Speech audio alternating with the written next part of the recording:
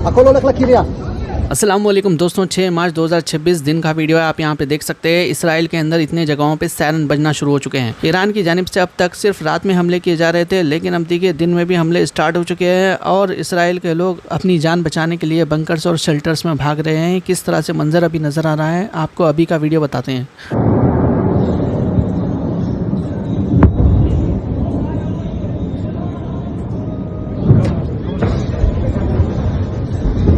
הכל הולך לקריה.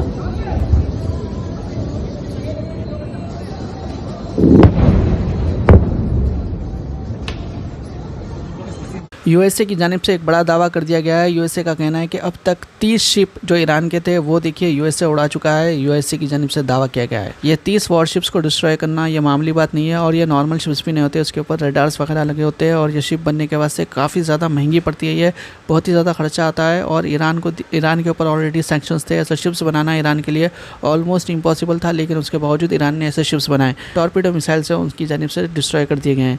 लेकिन देखिए ये जो लेटेस्ट अपडेट्स आ रहे हैं, वक्तन अपडेट्स चेंज हो रहे हैं, बदल रहे हैं, नए नए अपडेट्स निकल कर सामने आते जा रहे हैं। तो तमाम लोगों से गुजारिश करते हैं जो लोग अभी तक चैनल को सब्सक्राइब नहीं करें, सब्सक्राइब कर लीजिए ताकि आप अपडेट्स मिस ना कर सकें। Our strikes against the Iranian Navy have intensified. You may have heard the president say just a little while ago that we have sunk or destroyed 24 ships. That was true at the moment. We're now up over 30 ships. US army की जानिब से ये बताया गया है कि president ने बोला था कि 24 डिस्ट्रॉय हुए, लेकिन उनकी तादाद बढ़ के अभी 30 हो चुकी है। यूएस के 3 फाइटर जेट कुवैत की जानिब से उड़ा दिए गए थे। 2 वीडियोस निकल के सामने आए थे। अब देखिए तीसरा वीडियो निकल के सामने आया है। कुवैत ने ईरान के प्लेन समझ के यूएस की फोर्स को मार दिया था। फ्रेंडली फायर इसे बताया जा रहा है और पूरा क्रू जो था वो बच चुका है, किसी को कुछ भी नुकसान नहीं हुआ है। लेकिन एयरक्राफ्ट किस तरह से हवा में उड़ा उसका वीडियो अभी निकल के सामने आया है, वो आपको दिखाते हैं।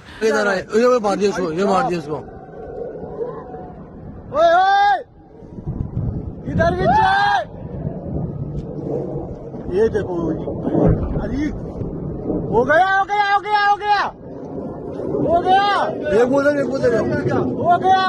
भाई साहब। वो देखो दो मिसाइल, वो देखो निकल गया पायलट निकल गया। डिफेंस सिस्टम काम कर गया। कहाँ गिरा वो पायलट उड़ रहे।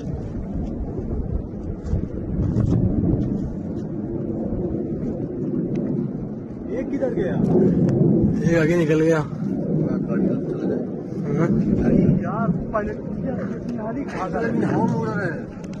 इसराइल और यूएसए ने मिलकर तमाम मिडिल ईस्ट कंट्री को देखिए जंग में डाल दिया है। अननेसेसरी उन लोगों के ऊपर स्ट्राइक्स हो रहे हैं। इसके चलते हुए अभी देखिए सऊदी अरब, यूएई, क़तर की जानिब से एक बड़ा ऐलान किए जाने वाला है। अभी वो लोग जो यूएस में इन्वेस्ट करने वाले थे $3.6 ट्रिलियन, ऑब्वियसली मुसलमानों की ज़मीन से निकला सो तेल का पैसा था, वो यूएस में लगाने वाले थे। लेकिन देखिए वो पैसा भी नए लगाने का सोच रहे लोग। $3.5 ट्रिलियन अब अमेरिका में इन्वेस्ट नहीं करेगा यूएई, सऊदी अरब और कतर। आपको याद होगा 13 मई से 16 मई के बीच में डोनाल्ड ट्रंप जो है वो गल्फ कंट्रीज के ट्रिप पे गया था 2025 में, याद है? उसके अंदर पहले वो सऊदी अरब गया। सऊदी अरब ने बोला कि ठीक है जी डोनाल्ड ट्रंप आपका स्वागत है, मैं $1 ट्रिलियन आपके यहाँ पे इन्वेस्ट करूंगा। उसके बाद वो कतर गया। कतर ने तो बिल्कुल ही बोला कि जी मैं तो $1.2 ट्रिलियन आपके यहाँ पे इन्वेस्ट करूंगा अमेरिका के अंदर। फिर वो यूएई में गया। यूएई ने बोला मैं भी आपको $1.4 ट्रिलियन आपके यहाँ पे इन्वेस्ट करूंगा, वेलकम है जी आपका। अब बेसिकली ये जो गल्फ कंट्रीज हैं ये इकट्ठे बैठे, सऊदी अरब, कतर और यूएई, बोला यार हमारा तो ठीक ठाक नुकसान हो गया, हमारा यहाँ पे टूरिज्म क्रैश कर गया, एनर्जी क्रैश कर गई, एनर्जी को हम एक्सपोर्ट नहीं कर पा रहे, हमारे यहाँ पे इंफ्रास्ट्रक्चर लेवल पे रिफाइनरीज पे अटैक हुआ है, काफी नुकसान हुआ है। तो हम अपने नुकसान की भरपाई करेंगे या अमेरिका के अंदर इन्वेस्ट करेंगे? नेतन्याहू और इसराइल को खुश करने के चक्कर में डोनाल्ड ट्रंप ने देखिए यूएस के जो सिटीजन्स है, जो टैक्स पेयर्स है, उनका नुकसान कर लिया है और कर रहा है भी आगे। लेकिन देखिए अरब कंट्रीज का भरोसा नहीं, कल को फिर ट्रंप आएगा तो फिर से ये लोग इन्वेस्ट करने के वास्ते रेडी हो जाएंगे। यहूदी मजहब भी देखिए अब्राहमिक रिलीजन है, नेतन्याहू भी अल्लाह को मानता है, लेकिन जो आखिरी नबी है उनको ये लोग नहीं मानते। लेकिन देखिए इंडिया में अलग ही चल रहा है। नेतन्याहू के लिए हवन किया गया है आज। नेतन्याहू जो जंग कर रहा है उसके सपोर्ट में, नेतन्याहू की लंबी उम्र के लिए।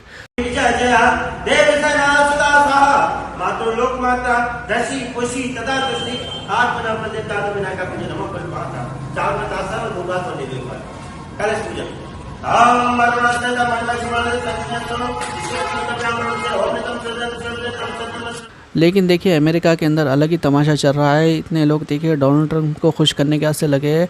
सभी लोग डोनाल्ड ट्रंप के आसे दुआ कर रहे हैं। किस तरह से ये लोग दुआ कर रहे हैं थोड़ा सा वीडियो आपको दिखाते हैं। We are honored to come before your presence today, lifting up the arms of our president.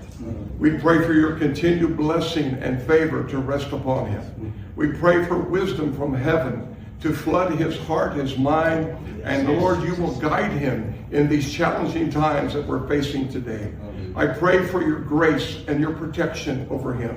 I pray for your grace and protection over our troops and all of our men and women serving in our armed forces. And Father, we just pray you'll continue to give our president the strength that he needs to lead our great nation as we come back to one nation under God, indivisible, with liberty and justice for all. We pray your heavenly blessing upon him. In Jesus' name. First आपको pick दिख रही है, ये Iran का oil है। जो centre में है वो यूएसए का ऑयल है और राइट साइड में वेनेजुएला का ऑयल है। वेनेजुएला के ऑयल को रिफाइन करने के लिए काफ़ी ज़्यादा खतरनाक रिफाइनरीज का यूज़ होता है, यानी कि इसे रिफाइन करने में दुनिया का पैसा चले जाता है। इसी वजह से काफ़ी सारे ऑयल कंपनीज इसका ऑयल ख़रीदने भी डर रही है। सेकेंड नंबर पर यूएसए का ऑयल होता है, उसे देखिए उसे भी रिफाइन करने में काफ़ी ज़्यादा वक्त लगता है। लेकिन जहाँ तक ईरान का ऑयल है, दुनिया का सबसे बेहतरीन ऑयल्स में से आता है और उसे रिफाइन करने में ज़्यादा टाइम भी नहीं लगता। और यहाँ पे आप देख सकते हैं उसका कलर और दूसरे ऑयल्स का कलर।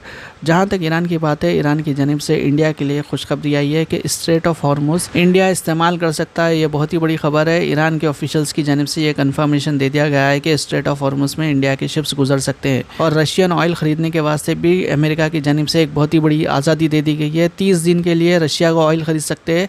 जो सैंक्शंस लगे थे अमेरिका की जानिब से 30 दिन के वास्ते वेव किए गए हैं। कुछ दिन पहले ही डोनाल्ड ट्रंप टैरिफ लगा दूंगा बल्कि इंडिया को धमकी दे रहा था, इवन टैरिफ भी लगा रहा था। अब देखिए वो खुद ही कह रहा है कि रशियन ऑयल खरीदो 30 दिन के वास्ते। अभी ये जो हालात चल रहे हैं इसको लेके देखिए कांग्रेस पार्टी का एक बड़ा बयान निकल के सामने आया है। क्या कहना है कांग्रेस पार्टी का वो आपको सुनाते हैं।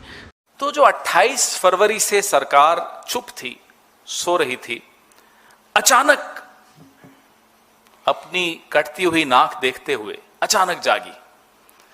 और हमारे साथी हैं एएनआई वाले, उनके ट्वीट हमने देखे, सोर्स बेस्ड।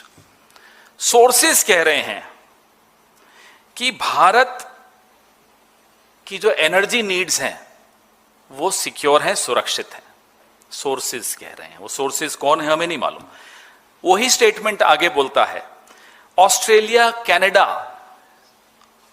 से हम तेल खरीद सकते हैं। सोर्सेस कि हमारे पास कहीं डरने की, घबराने की कोई आवश्यकता नहीं है। हमने अपने आप को पूरी तरह से सुरक्षित कर दिया है। हमारी एनर्जी रिक्वायरमेंट्स को हमने सुरक्षित कर दिया। इस पूरे स्टेटमेंट में जो सोर्सेज का था, रशिया का नाम नहीं था। क्यों नहीं था सोचिए। क्योंकि जब यह स्टेटमेंट हमारी प्रेस कॉन्फ्रेंस के जवाब में बनाया जा रहा था तब अमेरिका में रात थी, अमेरिका सो रहा था। उनके जागे बगैर, उनसे अनुमति लिए बगैर रशिया शब्द हम कैसे लिख सकते थे। अमेरिका जागा, हम और आप सो रहे थे। हरदीप पुरी जाग रहे थे। हरदीप पुरी आज से नहीं रात को जागते हैं और दिन को सोते हैं। हरदीप पुरी 2014 से दिन में सोते हैं, रात को जागते हैं। वो अमेरिका के टाइम जोन में अपने आप को हमेशा महसूस करते हैं। वो एप्स्टीन के आइलैंड में हो, कहां हो हमें नहीं मालूम, लेकिन जब भी जहां भी होते हैं वो दिन में सोते हैं, रात को जागते हैं। ये साबित हो गया क्योंकि आज सुबह जो कल हमने चुनौती हरदीप पुरी को दी थी कि जवाब दीजिए रशिया से आप तेल लेंगे या नहीं लेंगे, जवाब हरदीप पुरी से नहीं आया क्योंकि उनके आका ने जवाब दे दिया। उनके आका ने आज हमें लाइसेंस दे दिया। यहाँ पे आप पढ़ सकते हैं India gets 30-day waiver from US to buy Russian oil amid Iran war. यानी कि अमेरिका इजाज़त दे रहा है 30 दिन के लिए रशिया का ऑयल ख़रीद सकते बल्कि। तो देखिए 30 दिन के बाद फिर ख़रीदेंगे तो फिर यूएसए क्या करेंगे, सैंक्शन ये वो लगाएंगा। तो इस तरह के मामला चल रहे हैं। तो ये थे आज के लेटेस्ट अपडेट्स। तो जो वाक़यात पेश आए इससे मुताल्लिक़ कमेंट ज़रूर करिए और भी अपडेट्स के लिए चैनल को सब्सक्राइब करिए। इंशाअल्लाह अगले वीडियो में मुलाकात होगी। अल्लाह हाफ़िज़।